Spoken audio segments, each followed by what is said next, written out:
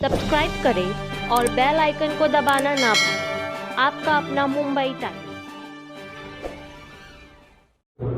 क्या कहेंगे, मतलब आपको अच्छा लगा कि नहीं लगा? यही तो चाहते हैं। नफरत फैलाने के लोग फैला रहे हैं। या मोहब्बत की दुकान शुरू है, आ जाओ याद, सभी को बुलाया। इसीलिए तो बुलाया है कि भाई जिस तरह से हम लोग आज देश के दुर्भाग्य, मैं बता रहा हूँ, मुझे वेदना होती है कि देश के प्रधानमंत्री से लेकर नीचे तक आप लोगों को जो बाजार बनाया, राजनीति का बाजार बनाया है, और रोजाना हम नफरत पैदा करने वाली बातें करते हैं, उसका बड़ा दर्द है। कल परसों जम्मू कश्मीर के चुनाव में, वहाँ चुनाव है, गृह मंत्री जी कह रहे हैं हम मुसलमानों को ईद के त्योहार पर 2 सिलेंडर मुफ्त देंगे। अरे भैया, जॉब दे दो, सिलेंडर खरीद लेंगे हम। कोई दिक्कत नहीं हमें सिलेंडर खरीदने में, लेकिन अगर देना ही है तो जम्मू कश्मीर क्यों को? हमारे मुसलमान भाई पूरे देश में है, सभी मुसलमान भाई को देश में दे दो मुफ्त में। ये जो अगर कोई दूसरा करता तो वो प्रधानमंत्री कहते ये रेवड़ी बांट रहे हैं, तो ये रेवड़ी नहीं तो क्या बेवड़ी है? क्या है? क्या है ये?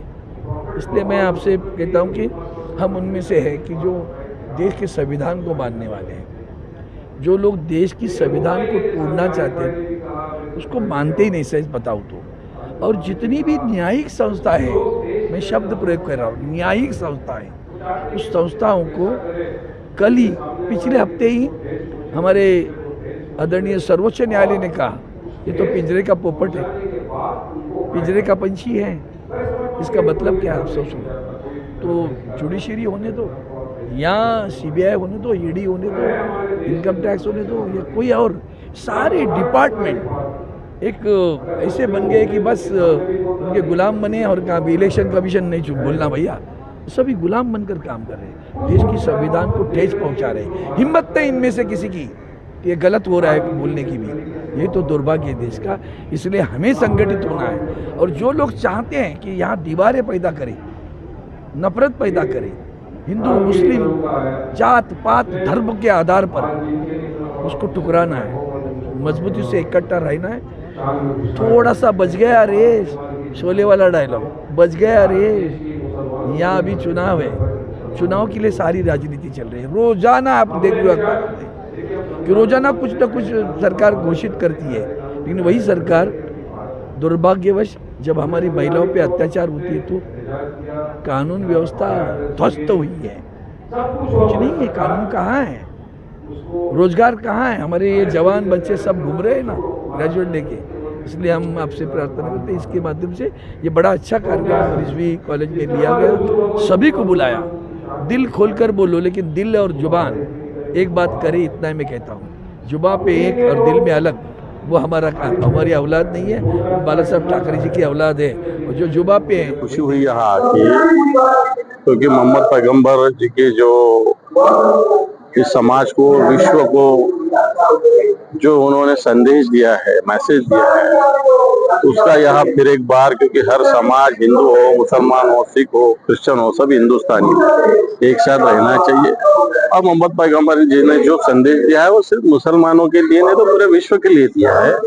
और मुसलमानों के सिर्फ पूरे विश्व ने भी वो संदेश अगर ठीक से ले, इस समाज आगे जाएगा, प्रगति करेगा और सब एक जगह रहेंगे। ऐसी एक संकल्प हमने इस माध्यम से किया है, और ये अच्छी बात। मैंने पहले भी कई मरतबा कहा है, मैं आज शुक्रिया अदा करना चाहता हूँ डॉक्टर अख्तर हुसैन रिजवी साहब का और एडवोकेट रुबीना रिजवी साहिबा का, जिन्होंने यहाँ बुलाकर मुझको ये एजाज़ दिया, मुझको सम्मान दिया। मगर ये अवार्ड का हकदार मैं नहीं हूँ, मेरे इलाके के लोग हैं जो मेरे साथ रात दिन काम करते हैं, जिसकी वजह से मुझको ये अवार्ड मिला। आज बहुत ज़रूरी है हम इस टॉपिक पे बात करें। ये आज जो प्रोग्राम यहाँ पे किया गया है सूरत नबी, ईद मिलाद नबी के मौके पर, ये बहुत इम्पोर्टेंट है। और आपने देखा कि यहाँ पर अपनी तकरीर करते हुए leader of opposition Ambadas Danve ने क्या कहा, आपने देखा कि खासदार अरविंद सावंत ने क्या कहा, आपने देखा कि एडवोकेट आशीष शेलार ने क्या कहा। लोगों का सबका यही मानना है कि चंद लोग गिनती में भी नहीं ले सकते। वैसे लोग इस देश के अंदर अमन और शांति को खराब करना चाहते हैं। मैंने एक बात अंदर कही, अगर आपने सुनी होगी तो, अगर आसमान में कोई आदमी थूकता है तो थूक उसके मुंह पे गिरता है, आसमान तक नहीं पहुंचता। तो आज अम्मादार दानवी ये कहते हैं कि नबी करीम मोहम्मद मुस्तफ़ा जो प्रॉफिट है वो सबके है, वो सबके लिए आए हुए हैं। उन्होंने जो मैसेज दिया है, जो पैगाम दिया है अमन का, शांति का, एकता का, भाईचारे का, वो सबके लिए है। और मैं आपसे एक कदम आगे बढ़ के कहता हूँ कि इस्लाम के अंदर अगर किसी बेकसूर आदमी को अगर आप मारते हो तो आप पूरी इंसानियत का कत्ल कर देते हो। जो मज़हब में ये बात लिखी है, और हर मज़हब हर आदमी को अपने मज़हब को मानने का अधिकार है। आप मुझको एक मज़हब बता दो जिसके अंदर अहिंसा दिखती हो। हर मज़हब जो है उसमें सिर्फ और सिर्फ अहिंसा है, हिंसा की कोई जगह नहीं है। हिंसा को कोई आदमी लाइक नहीं करता है, कोई इंसान लाइक नहीं करता है। हर मज़हब के अंदर होता है कि आप अमन के साथ रहो, आप सुकून के साथ रहो, आप चैन के साथ रहो और दूसरों की भी रहने दो। तो इसलिए हमको जो हिंसा है उससे दूर रहना चाहिए और अहिंसा के साथ में रहना चाहिए। देखिए, मैं अक्सर ये कहता हूँ कि आज जो प्रोग्राम एडवोकेट रुबीना अख्तर रिजवी साहिबा ने किया है, वो जो ईद मिलादुन नबी का जो प्रोग्राम है ना, वो सिर्फ एक दिन का नहीं होना चाहिए, ये 365 दिन और अपनी पूरी ज़िंदगी का होना चाहिए। क्योंकि हमको उनका मैसेज रोज़ देना है। हम नमाज रोज़ पढ़ते हैं, उसी तरह से ये मैसेज जो मोहब्बत का है, अगर हम एक आदमी से अच्छी बात दिन में एक बार कर दोगे, जो हमारा बिरादरान वतन है उसे एक बार अच्छी कर दोगे, तो ज़िंदगी भर के लिए आपका दोस्त बन जाएगा। तो अगर हम रोज़ एक नया दोस्त बनाते हैं तो 365 दिन में हम 365 नए दोस्त बनाएंगे, तो हमारी ज़िंदगी में हज़ारों लाखों नए दोस्त बना लेंगे। तो मेरा ये आपके माध्यम से आज का ये जो एडवोकेट रुबीना रिजवी साहिबा का प्रोग्राम है, वो एक मैसेज है लोगों के लिए, उन लोगों के लिए जो नफरत फैलाना चाहते हैं कि हमारा जो मकसद है, हमारा जो है मैसेज है, वो पैगाम का है। हम मोहब्बत देना चाहते हैं और वो मोहब्बत का मैसेज हम लेके आगे जाएंगे। बहुत शुक्रिया। हमारी बहन एडवोकेट रुबीना रिजवी जी और अख्तर रिजवी साहब ने एक प्रोग्राम रखा था सीरातुन नबी के ऊपर, प्रॉफिट फॉर ऑल। हम सब तमाम मुख्तलिफ सियासत पार्टियों को बुलाया, उलमा इकराम को बुलाया और तमाम लोगों को यहाँ पर उन्होंने बुलाकर एक मैसेज देने की कोशिश की। और जाहिर सी बात है, प्रॉफिट फॉर ऑल के अनुमान तो ये है कि अल्लाह सुब्हानहू व तआला ने हमारे हुज़ूर मोहम्मद मुस्तफ़ा सल्लल्लाहु अलैहि वसल्लम की सदके तुफैल में पूरी कायनात को बना दिया।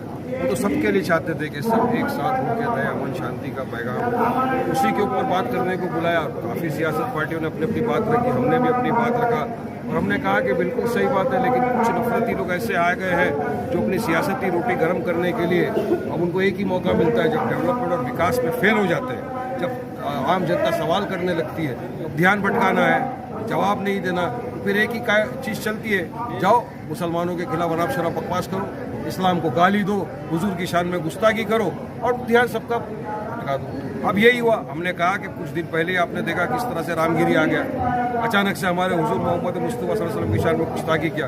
और यकीन मानो, भारतीय मुसलमान ही नहीं, पूरे दुनिया के मुसलमानों के दिलों को उसने ठेस पहुँचाई अपने अल्फाज से। हमने एहतजाज, FIR रजिस्टर की, अरेस्ट नहीं करते। महाराष्ट्र के मुख्यमंत्री उसके साथ स्टेज पे बैठते और बोलते हैं इसके बाल भी बागा नहीं होने दूंगा मैं, तो बताइए क्या होगा? क्या ये संविधान के दायरे में रहकर सरकार काम कर रही है? सलमान अजहरी का एग्जाम्पल देता हूँ, उन्होंने तो किसी का नाम नहीं लिया, एक अशार पढ़ा, उनको उठा के जेल में डाल दिया।